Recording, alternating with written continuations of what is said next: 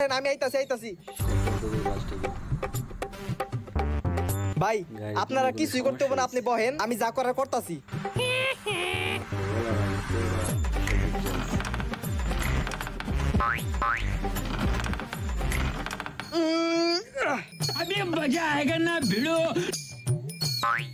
ভাই আপনার কাম শেষ, এখনই বাইক স্টার্ট করে দেখাইতাছি। আর বিল হইছে কিন্তু ভাই 2000-এর উপরে।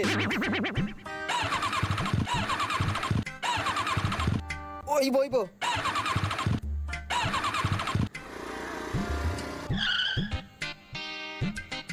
এ ভাই আপনার না গাড়ির তেল শেষ হয়ে গেছে, 2 লিটার তেল নিয়ে আইছি, এলন।